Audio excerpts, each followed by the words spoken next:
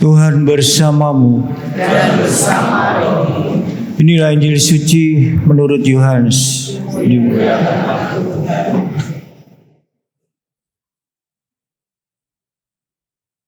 Pada suatu hari Yesus berkata kepada orang-orang Farisi, "Domba-dombaku mendengarkan suaraku.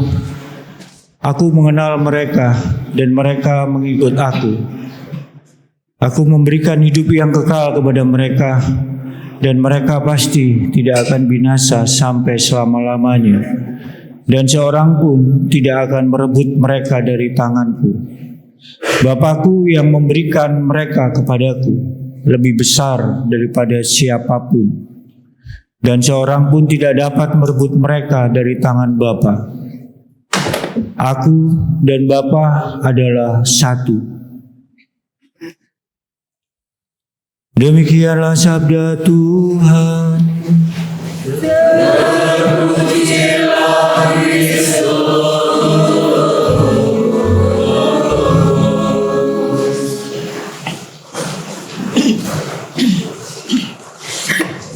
Bapak, Ibu, Pater, Suster, anak-anakku yang dikasihi Tuhan Yesus.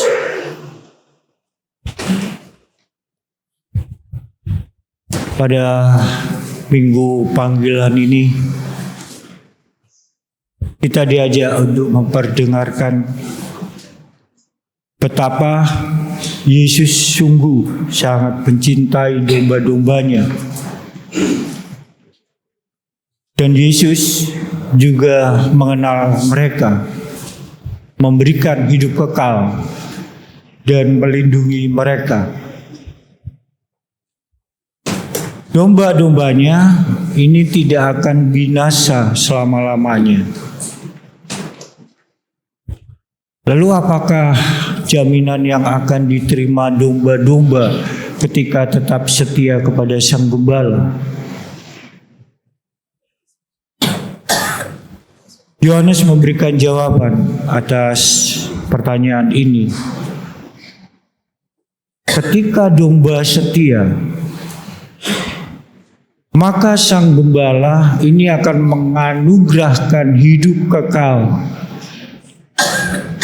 Jaminan ini diberikan karena Kristus Sang Gembala itu adalah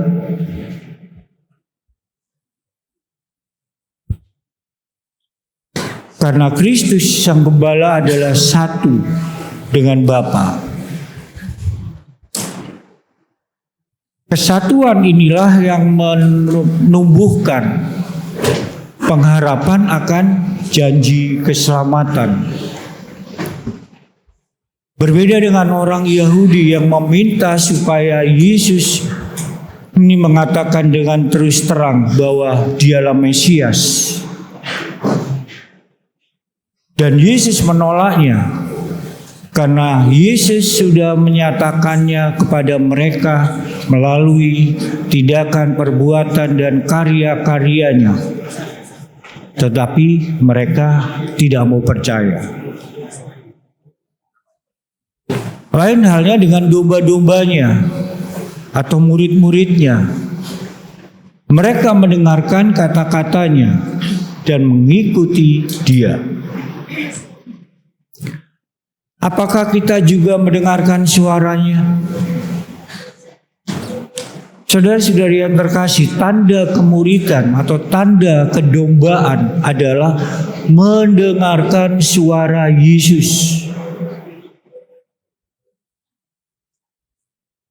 Injil hari ini adalah suatu cermin bagi para pelayan jemaat.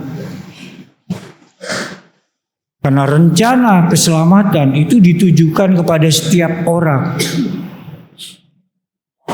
Karena Allah tidak pernah membatasi karyanya kepada bangsa tertentu atau kelompok tertentu.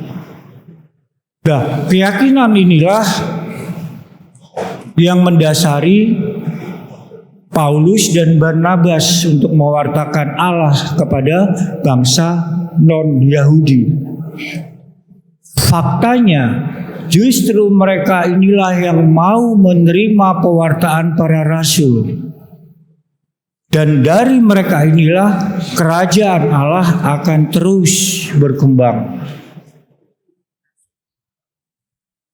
Saudara-saudari yang dikasihi Tuhan, memang hanya Kristus yang dapat memberikan hidup kekal bagi domba-dombanya.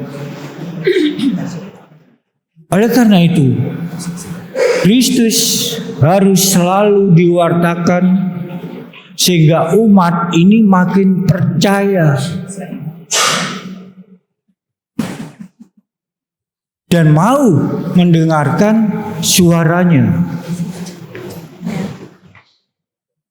Dan kita juga harus mengenal orang-orang yang diberikan Kristus kepada kita. Dan lebih-lebih berani mengambil resiko kehilangan waktu, kepentingan, keamanan hidup, kenyamanan demi keselamatan sesama. Saudara-saudari yang dikasihi Tuhan, kita tidak pernah boleh putus asa. Sekiranya kenyataannya tidak selalu seperti yang kita lihat. Seluruh gereja harus berdoa supaya Tuhan mengirimkan gembala-gembala yang selalu mewartakan Kristus dan yang berani menyerahkan nyawanya atau hidupnya bagi sesamanya. Saudara-saudari yang terkasih, dunia saat ini sangat membutuhkan orang-orang semacam ini. Berkat Tuhan menyertai kita semua. Amin.